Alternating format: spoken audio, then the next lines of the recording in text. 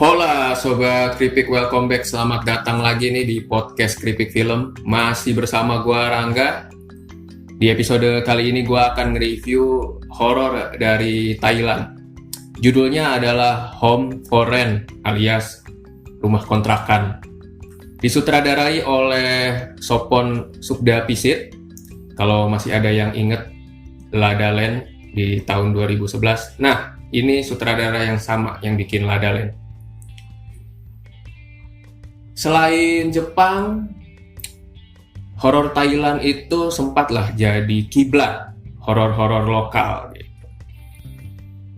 Dimana nantinya selain Ju-on atau The Ring, Sadako, Kayako ya, inspirasi horor-horor lokal kita tuh jiplakannya tuh dalam tanda kutip dalam tanda kurung lagi ya horor Thailand gitu, kayak Alone, kayak Shutter, kayak Coming Soon gitu kan. Tapi ketika film horor Thailand itu bisa move on ya dari horor yang isinya itu perempuan berambut panjang, yang isinya setan-setanan doang, yang isinya jump scare, film horor kita tuh justru stuck di situ-situ aja gitu. Filmmaker Thailand mah justru bisa berpikir gimana bikin film horor yang beda, gak gitu-gitu aja. Karena penonton juga lama-kelamaan ya jenuh lah, dan gak bisa ditakut-takuti dengan cara yang sama. Makanya muncullah film kayak The Medium di tahun 2021 ya kalau nggak salah. Film horor found footage yang bangsat banget. Salah satu favorit gue lah. Sesuai judulnya nih, balik lagi ke Home for Rent. Sesuai judulnya, Home for Rent adalah horor rumahan.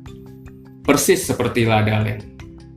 Bang Sopon ini kayaknya demen bikin horor yang sumber ketakutannya tuh dari rumah. Ya, sesuatu yang dekat dulu lah, emang paling mudah. Premisnya itu lagi-lagi membawa keluarga yang sedang berduka. Tapi nantinya ditandemkan dengan modus ngeri penyewa kontrakan yang ternyata adalah pemuja buku diary. Yes, karena di sini para pemuja sesatnya itu, sekte sesatnya itu bawa-bawa buku merah, sejenis buku diary. Makanya gue menyebutnya buku diary. Pendekatannya Sopon Sukdapisit menarik menurut gue di sini. Bang Sopon approach-nya itu menarik karena awalnya itu kayak ngetrol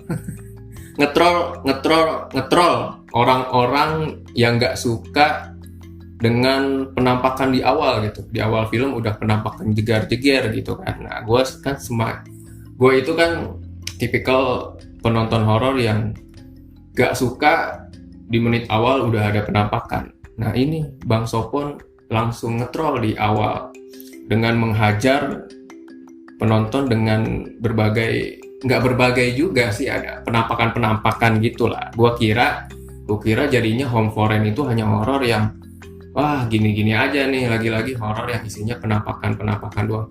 Tapi ternyata enggak. Home for Rent itu menu utamanya justru misteri si sekte sesat itu gitu. Nantinya jump scare itu cuma jadi semacam suplemen yang menambah rasa mencekam aja misterinya gitu, nambah pertanyaan juga itu penampakannya.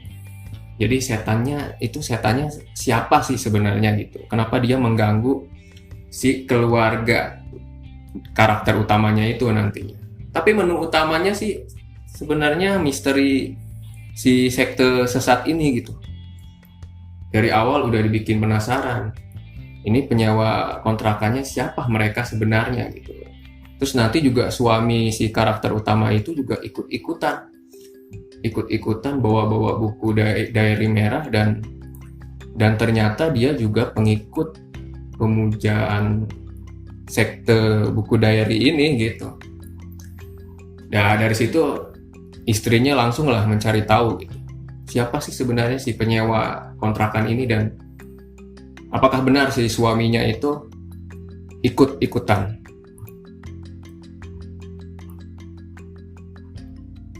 paling gua suka sih ya dari Home Foreign itu gimana nantinya Bang Sopon mengupas satu demi satu layer misterinya gitu. Penceritaannya itu nanti dibikin dengan dua point of view, dua sudut pandang. Ini yang menarik di Home Foreign karena gua kayaknya jarang-jarang bisa melihat horor yang benar-benar sungguh-sungguh gitu, gak hanya isinya itu penampakan tapi benar-benar memuja cerita gitu. Benar-benar cerita itu jadi ya itu gue bilang tadi menu utama lah kalau kita lagi makan. Jadi penampakannya itu cuma sebagai makanan pembuka gitu. Nah, penceritaannya itu ya menu utamanya gitu. Nah, di sini si Bang Sopon itu benar-benar menceritakannya dengan apik dan menarik gitu, dengan dua point of view. Dari sisi si istrinya gitu yang bikin kita langsung menghakimi kalau memang suaminya itu jahat gitu. Padahal nanti ketika point of view-nya itu pindah ke si suami, kita jadi dikasih lihat gitu, jadi menyadari kalau si suaminya begitu ada motifnya ternyata gitu. Ini yang menarik gitu. Gua nggak bisa ngomong panjang lebar karena memang harus nonton sendiri lah.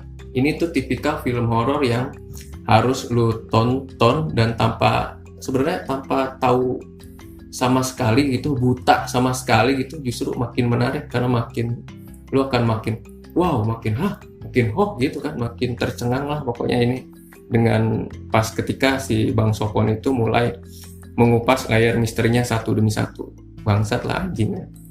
Even kayak detail-detail terkecil itu jadi poin-poin menarik gitu pas diceritakan gitu. Kayak nanti ada cewek yang bajunya itu ada noda seperti kena siram, itu jadi pertanyaan sendiri, jadi misteri juga gitu. Nanti diceritakan gitu. Gila ada pokoknya Bang Sopon ini. Tapi memang dengan penceritaan yang seperti di treatment di Home Foreign ini, kurangnya itu jadinya terlalu banyak menjelaskan ini dan itu ya. Gue juga tipikal penonton horor yang sebenarnya ingin lah menyimpulkan sendiri tanpa harus disodorkan semua gitu. Tapi tidak serta-merta jadi kurang menikmati Home Foreign gitu. Gue tetap menikmati gitu dengan kekurangannya tadi yang terlalu banyak menjelaskan. Secara keseluruhan gue ngasih 3,5 bungkus keripik lah untuk Home Foreign. Overall, Home Foreign adalah horor dengan modus ngeri, sekte biadab berkedok, penyewa kontrakan, pelaku ritual jahanam. Ramuan horornya itu seperti gue bilang tadi nggak hanya bersumber dari penampakan doang nih yang memang mencekam, tapi juga memaksimalkan penceritaan yang berisi misteri yang kelam. Buat yang nonton, gak usah lah dengerin review ini, karena seperti gue bilang tadi, ini horor yang makin menarik ketika lu gak tahu apa-apa. Oke, thank you yang sudah mendengarkan podcast Kripik Film. Jangan lupa di follow dan subscribe di Spotify dan YouTube. Gua Rangga, thank you. Ciao, bye-bye.